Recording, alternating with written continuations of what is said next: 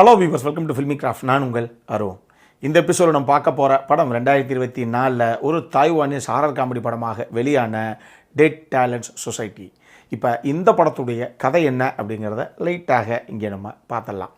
படத்தில் அண்டர்வேர்ல்டு அப்படின்னு சொல்லி ஒரு இடம் காமிக்கப்படுது, அதாவது அது பேய்களின் உலகம். இப்போ இந்த கதையில் நான் சொல்ல ஆரம்பிக்கும் போது என்னென்ன கதாபாத்திரங்கள்லாம் சொல்கிறேனோ அம்புட்டும் பேய் தான். அதனால் இது பெண் பேய், இது ஆண் பேய் அப்படின்னு சேர்த்து சொல்லி போர் அடிக்க விரும்பலை. அதனால் சிம்பிளாக அந்த கதாபாத்திரமாக மட்டும் சொல்கிறேன். இப்போ இந்த உலகத்தில் எப்படி நம்ம உலகத்தில் மனுஷனாக பிறந்து போய் சேர்றதுக்குள்ளே எவ்வளவு கஷ்டங்கள், எவ்வளவு அவமானங்களை கடக்க வேண்டியது இருக்குது அப்படின்னு நம்ம நினைக்கிறோமோ, இந்த எல்லா பிரச்சனைகளும் அந்த பேய்கள் உலகத்தில் இருக்கக்கூடிய பேய்களுக்கு இருக்குது. நம்ம ஊரில் எப்படி இந்த டான்ஸ் காம்படிஷன்லாம் நடத்துகிறாங்க, எப்படி அவார்ட் செரிமனியெல்லாம் நடத்துகிறாங்களோ அந்த மாதிரி அந்த ஊர்லேயும், அதாவது அந்த உலகத்துலேயும் இவங்க இந்த வருடத்திற்கான சிறந்த பேய் விருதை பெறுபவர் அப்படின்னு சொல்லி அவார்டை கொடுக்குறாங்க ஒரு பேய்க்கு. இந்த அர்பன் லெஜெண்ட்ஸ் அப்படின்னு சொல்லுவோம் இல்லையா, நம்ம ஊரில் இந்த தலையில்லாத முன்னம் தெரியுதுங்க, ரத்த காட்டேரி தெரியுதான், முனி தெரியுதான் அப்படின்லாம் ஒன்று சொல்லுவோம் இல்லையா, அந்த மாதிரி அவங்க ஊர்லேயும் அந்த உலகத்தில் பல விஷயங்களை சில பேய்களுக்கு சொல்கிறாங்க. அந்த பேய்கள்லாம் கிட்டத்தட்ட லெஜெண்ட்ஸ் மாதிரி. அங்கே அவங்கெல்லாம் வாய்ப்பே கிடையாதுங்க, அவங்களாம் வேறு லெவலில் ஃபார்ம் ஆகிட்டாங்க தெரியுமில்ல. ஹலோ, அந்த ஹோட்டலில் இருக்க அந்த ரூமு, அங்கே செத்து போச்சே ஒரு பொண்ணு தெரியுமில்ல, அது அங்கே தான் இருக்குது. ஒருத்தன் கூட போய் அந்த ரூமில் தங்க முடியாதாக்கும். அவனுக்கு அள்ளு விட்டு போய் 12 மணிக்கு வெளியே தெரிச்சு ஓடி வந்திருக்கான், தெரிஞ்சுக்கோங்க. அந்த பேய் தான் எப்பயுமேங்க, அதுதான் பல வருஷமாக இருக்குது. அந்த பேயெல்லாம் தட்டிக்க முடியாது யாரும் அப்படின்னு சொல்லி அந்த பேயை கூப்பிட்டு அந்த விழாவை ஆர்கனைஸ் பண்ணி நடத்துகிறவங்க விருது கொடுக்குறாங்க. பார்த்துக்கோங்க எந்த அளவுக்கு யோசிச்சிருக்காங்க பாருங்க ஒரு ஸ்கிரிப்டை. இப்படி இருக்கக்கூடிய தருணத்தில் அங்கே கேத்ரின் அப்படின்னு சொல்லி ஒரு பேய் ஒன்று இருக்குது. அந்த அம்மா ஒரு ஃபேமஸான செலிபிரிட்டியாக இருந்த ஒரு நபர். ஆனால் இந்த அம்மாவுக்கு தேவையான உதவிகளை பண்ணக்கூடிய இன்னொரு நபர் இந்த அம்மா கூடயே இருக்குது, ஜெசிகான்னு. ஆனால் இந்த ஜெசிகா இருக்குதே, அது இந்த அம்மாவையே ஓவர்டேக் பண்ணி நான் மனுஷங்களை பல ரீதியாக பலவாரியாக பயமுறுத்தியிருக்கேன், நம்மளை கண்டாலே சும்மா அள்ளு விட்டு போயிடும், அவனுக்கு தெரியுமில்ல, காமிக்கவா ஒரு சாம்பிள் அப்படின்னு அது செஞ்சே காமிக்குது. இதுலேயே கேத்தரினுக்கான மவுசு கம்மியாகி நம்ம ஜெசிகா லீடிங்கில் போயிடுது முன்னாடி. இதில் கேத்தரினுக்கு பெரிய மன வருத்தம் வேறு. இந்த கேத்தரினுக்கு ஏஜென்ட் ஒருத்தர் இருக்காப்புல, அந்த ஏஜென்ட் ஒரு காலத்தில் மிகப்பெரிய ஃபேமஸான பாப் சிங்கராக இருந்து கடைசியில் அவர் எப்படி இறந்து போனாருங்கிறது அது ஒரு சம்பவம் அந்த படத்தில் காமிக்கப்படும், பாருங்கள். அவர் இப்போ இந்த அம்மாவுக்கு ஏஜென்ட்டாக, அவர் இறந்து போனவர் தான், அவர் ஒரு பேய். இந்த கேத்தரினுக்கு ஏஜென்ட்டாக அவர் தான் இருக்கிறாப்புல.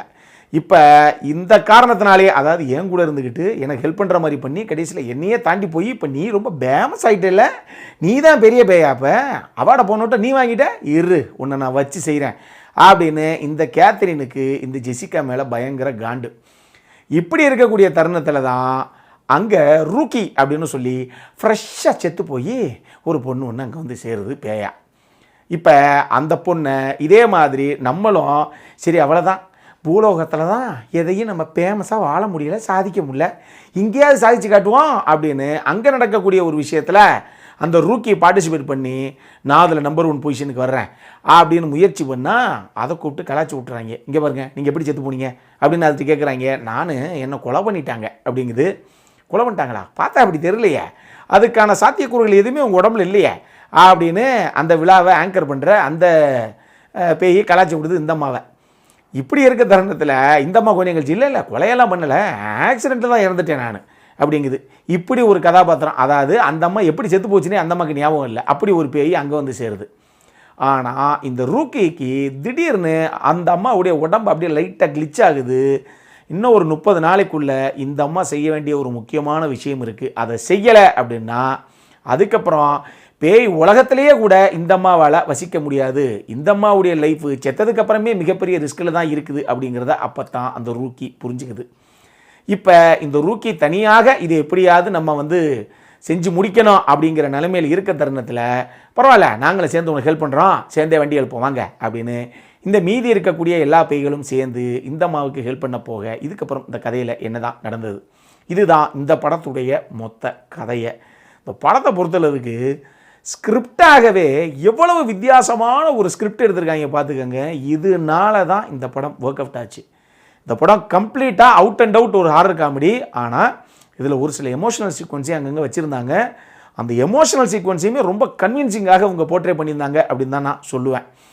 இதில் இந்த ஹாரர் காமெடி எப்பயுமே நம்ம சொல்கிறது உண்டு, பல விமர்சனங்களை சொல்கிறது உண்டு, comedy is always been a serious business. மற்ற மாதிரி கிளிசரினை போட்டு ரொம்ப விழுந்து விழுந்து 2 தடவை அழுவுமா, டிஃபால்ட்டாகவே ஆடியன்ஸுக்கு கண்ணில் தண்ணி வச்சுடும் அப்படிங்கிற மாதிரிலாம் இங்கே கதையை பண்ண முடியாது. நீங்கள் பண்ணுற அந்த டைமிங் மொமெண்ட்ஸில் டிஃபால்ட்டாக ஆடியன்ஸ் விழுந்து விழுந்து சிரிக்கணும். அப்படி ஒரு மொமெண்ட்டை நீங்கள் கிரியேட் பண்ணணும் அந்த சீனில். படத்தில் சர்வ சாதாரணமாக வச்சு வெளுத்து விட்ருக்காங்க சீக்வன்ஸை. அந்த அளவுக்கு ஃபஸ்ட் ஹாஃப்லாம் ஃபுல் அண்ட் ஃபுல் காமெடி தான். இவங்க ஒரு காமெடியை பண்ணி அதுக்கு நம்ம சிரித்து முடிக்கிறதுக்குள்ளேயே அந்த கேப்லேயே இன்பிட்டு இல்லையே நம்ம கிரேசி மோகன் எப்படி ஒர்க் அவுட் பண்ணுவாரோ அந்த மாதிரி ஒரு 30 செகண்ட் 10-15 செகண்டுக்கு ஒரு காமெடி அங்கங்கே ரியாக்ஷன்ஸில் ஒர்க் அவுட் பண்ணி போய்கிட்டே இருக்காங்க. செம்மையாக இருந்தது. செம ஃபன்னான ஒரு என்டர்டெய்னர் இந்த படம், ஒரு காமெடி ஹாரர் படம். இந்த படத்தை பொறுத்தளவுக்கு முக்கியமான கதாபாத்திரங்கள்ங்கிறது ஒரு 4-5 கதாபாத்திரம் தான். ஒன்று நம்ம கேத்தரின், இன்னொன்று ஜெசிகா, 3வது நம்ம ரூக்கி, 4வது அந்த ஏஜெண்ட்டாக இருக்குமே ஒரு பேய் பாப் சிங்கராக இருந்து இப்போ அங்கே வந்த ஆள் அவர், 5வதாக நம்ம ரூக்கியோட ஃப்ரெண்டாக ஒரு கதாபாத்திரம் வரும். இந்த 5 கதாபாத்திரங்கள் தான் மெயினான கதாபாத்திரங்கள். எல்லாருமே ஸ்டன்னிங்கான ஒரு பெர்ஃபார்மன்ஸை விட்டுருந்தாங்க அப்படின்னே சொல்லலாம். அதுலேயும் முக்கியமாக ஒரு காமெடி படத்தில் பர்ஃபார்மன்ஸை விட்டுருந்தாங்க அப்படின்னா சிரிக்க வச்சே தீரணும். அட்டகாசம் பண்ணியிருந்தாங்க எல்லாரும். பல சீக்வன்ஸில் நல்லா விழுந்து விழுந்து சிரித்தேன். எப்படிங்க அதை பண்ணாங்க, சிரிப்பை அடக்க முடியலங்கிற மாதிரி பல சம்பவங்கள் உள்ளே இருந்தது. டெக்னிக்கலி டெஃபினட்டாக ஹை ஸ்டாண்டர்ட்ஸில் ஒரு படம், என்ன தேவையோ அது நீட்டாக பண்ணியிருந்தாங்க. இதில் லிஃப்ட்டுக்குள்ளே ஒரு பையனும் பொண்ணும் வரும்போது வேறு வழியே கிடையாது. இந்த 2 பேரை நம்ம பயமுறுத்துகிறோம், பயமுறுத்தி நம்ம தான் தலை சிறந்த பேயின்னு காட்டுறோம், வேறு வழி கிடையாது பார்த்துக்கோங்க அப்படின்னு ஒரு அட்டம்ப்ட் ஒன்று பண்ணுவாங்க அந்த குரூப் சேர்ந்து. சான்ஸே கிடையாது.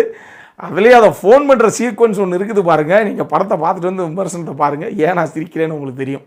செம்மையாக பண்ணியிருக்காங்க. இந்த மாதிரி காமெடிங்கிறத எந்த அளவுக்கு ஒர்க் அவுட் பண்ண முடியுமோ சூப்பராக பண்ணியிருக்கு. செகண்ட் ஹாஃப் கொஞ்சம் ஸ்ட்ரெச் பண்ணிட்டாங்க, அவ்வளோ தூரம் அது இழுத்துருக்க தேவையில்லைங்கிற மாதிரி தான் எனக்கு பட்டுச்சு. பட் ஸ்டில் இந்த படம் தாராளமாக நீங்கள் உட்காந்து ஒரு தடவை பார்க்கலாம்.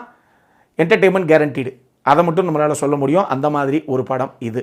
அடல்காரனை பொறுத்தளவுக்கு இந்த படத்தில் எதுவுமே கிடையாது. தாராளமாக நீங்கள் ஃபேமிலியோடு உட்காந்து ஒரு 2 மணி நேரம் ஜாலியாக சிரிக்கணும் அப்படின்னா அந்த மாதிரி ஒரு ஹாரர் காமெடி படம் தான் இது. பார்க்கணும் அப்படிங்கிறவங்க சட்டுப்புட்டுன்னு பாருங்கள், செம்மையாக என்ஜாய் பண்ணி பார்ப்பீங்க. அட்லீஸ்ட் படத்துடைய முதல் ஒரு 1 மணி நேரம் 1.5 மணி நேரம் 1.5 மணி நேரத்துக்கு டெஃபினட்டாக பயங்கரமாக என்கேஜ் பண்ணி நம்மளை விழுந்து விழுந்து சிரிக்க வைக்கக்கூடிய ஒரு படம் தான் இது. ஸோ அந்த மாதிரி ரசிகர்கள் ஃபேமிலியோடு பார்க்கலாம். அதில் எந்த ஒரு விஷயமே கிடையாது, நீங்கள் தாராளமாக பார்க்கலாம்.